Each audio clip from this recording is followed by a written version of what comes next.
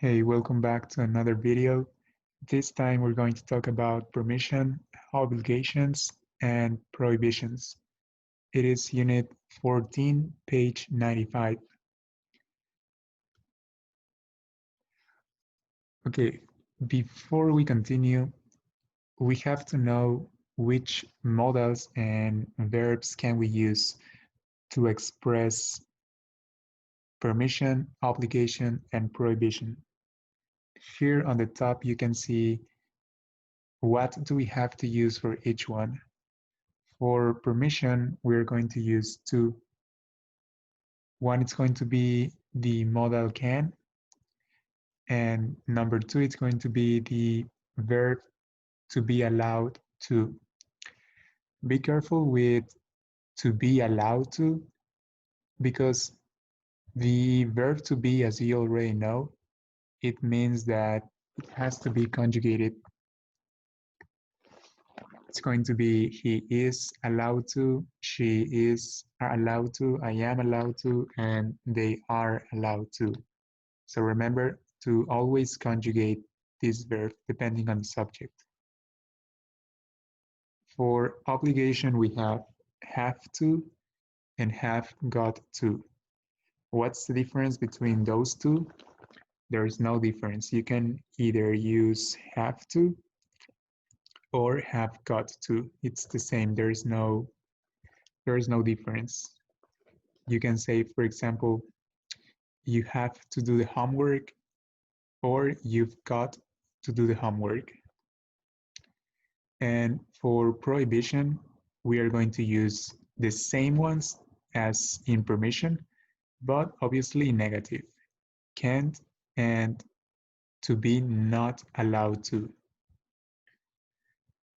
Now we're gonna do one little exercise so you can have a better idea of how to use it. And we're gonna see this picture. In this picture, we have a person which is it's a person who is in prison. He is in jail.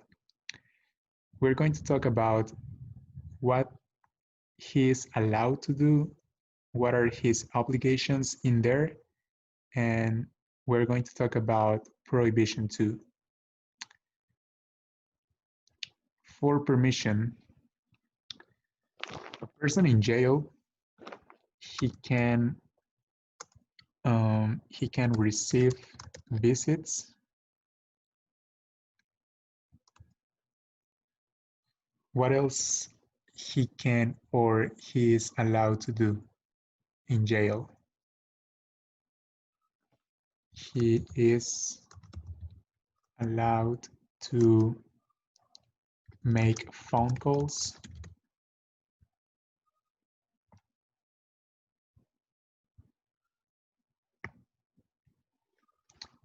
He is allowed to make phone calls. He can receive visits. And what else? Well, if you have any other answers, you can comment them on the comment sections. Obligations. Let's see, for obligations, remember that we can use have to and have got to. We're gonna use both of them. He has to wake up at 5 a.m. This routine, this action to wake up, it's part of his obligations in jail. He has to wake up at 5 a.m. And remember, we can also use have got to, and it's the same. He has, or the contraction, he's got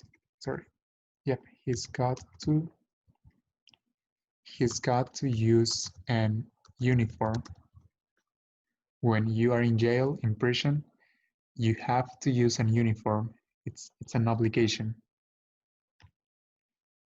And to express prohibition, what are the activities that this person cannot do? Obviously, he can't go out. He isn't allowed to introduce food.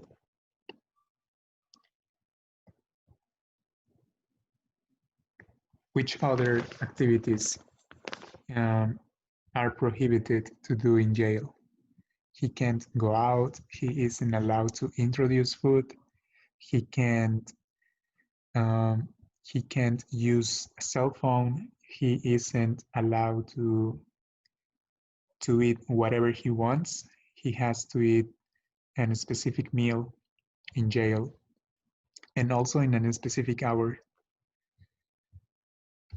So you have to memorize and you have to learn the verbs and modals we use for either permission, obligation, and prohibition.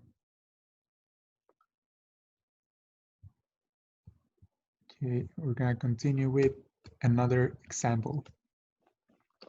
In this picture, we have a classroom, and we are going to talk about our obligations, the permissions that we have inside the classroom, and the activities that we cannot do, the prohibited activities.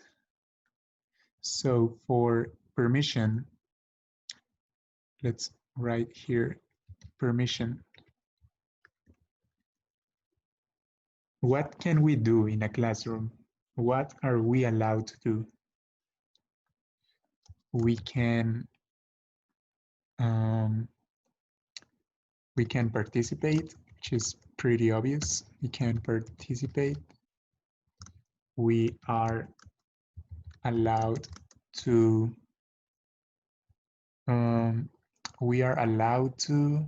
You tell me as a student, what can you do? What are you allowed to do? You are allowed to, this is difficult. You are allowed to speak in Spanish in case you don't understand something.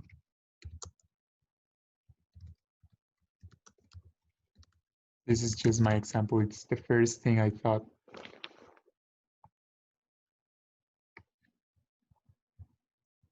Okay, those are permissions. Now, obligations. Obligations.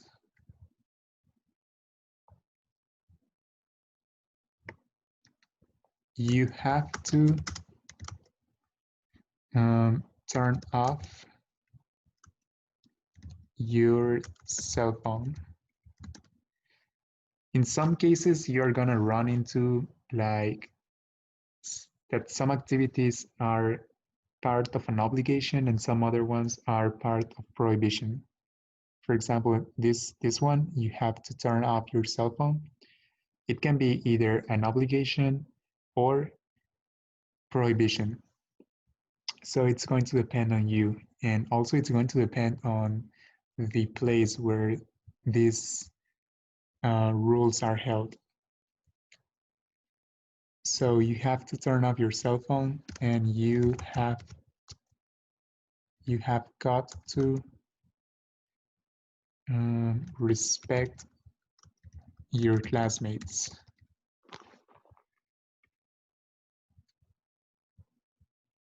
And finally, prohibition. What are some things that you cannot do? You can't, let's say in an English class, I know that I'm very flexible and sometimes I let you speak in Spanish, but I try not to do it. So we're gonna use, for prohibition, you can't speak Spanish for the most part. I mean, if you have any doubts or if you cannot express your ideas well, in those cases, you are allowed to speak Spanish. Some other activities, some other verbs that you cannot do in class. Well, you aren't allowed to listen to music. Obviously, you have to show respect to the professor that is in front of you. So you are not allowed to listen to music. Again, if you can think of other rules, other sentences for these three permission, obligation, and prohibition, go ahead and comment them.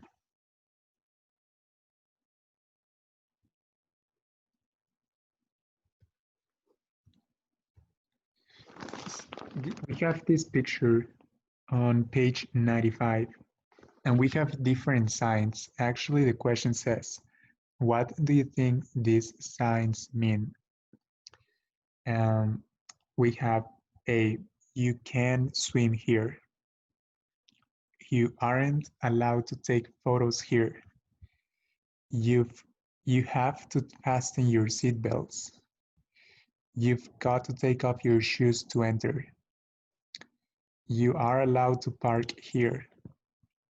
You can't turn left. Pets aren't allowed in this area. And you have to turn off electronic devices in this area. And for each of these sentences here from A to H, on the top we have a different signs. And what you have to do is match the signs with the sentences. Letter A, you can swim here. So we're gonna match A with number 2. Let me draw number 2, A. You can. Remember, this expresses permission. B, you aren't allowed to take photos here. Well, this one it's easy because we can associate the picture with the verb. And this one is take photos. And also because, as you can see, we have are not allowed to, which expresses prohibition. And whenever you express prohibition, you're gonna see a sign, a red sign crossed up, like in this example. C, you have to fasten your seatbelts. You can find this sign or this sentence a lot in airplanes. This is a phrase that the flight attendant says a lot before taking off. You have to fasten your seatbelts, which is this. And again, we have the permission. So you're gonna see the sign in blue. Blue means permission and red means prohibition. B, you've got to take off your shoes to enter. It's number 1. Where can you see this sign? In which place, in which site do you think you can see this sign? I think you can see that in some Japanese houses, or maybe in a pool, in a swimming pool, or maybe I was going to say church, but no, obviously if you are going to church, you have to go dressed well. So, yep, in a Japanese house with some Japanese traditions, and in a swimming pool, If you are allowed to park here, we have permission, so we're gonna find it in the blue sign. And you know that the P, the capital P, means parking. F, you can't turn left. We have prohibition, so it's the red sign crossed up. And this is F. G, pets aren't allowed in this area. No pets. Maybe you can see this sign in a public place like a mall or in a small shop. And finally, you have to turn off electronic devices in this area. no cell phones. You can find this sign in a classroom, in an airplane, in a church, and in places where you have to show respect and listen to the person that is in front. Or when you have to be quiet because someone is presenting something or just projecting a movie, for example, in a cinema. Okay, now that we have an idea of how to express permission, how to express obligations and prohibitions, I'm gonna give you a short activity. This activity here is going to be part of the homework that you are going to send to me. And what you have to do is, in a word file, finish exercise A. In exercise A, you're going to um, like translate or express the meaning of these signs, of these 8 signs. For example, number 1, the first sign means you've got to use the stairs in case of fire. We can see the blue circle, so it means obligation or permission. That depends on you. It also depends on how serious the problem is. In number 1, we can see that it's a fire, so it's an obligation. It's not permission, it's obligation, because if you don't do it, well, your life is at risk. Number 2, we have a red sign. So red signs do not express permission or obligation. Red signs express prohibition.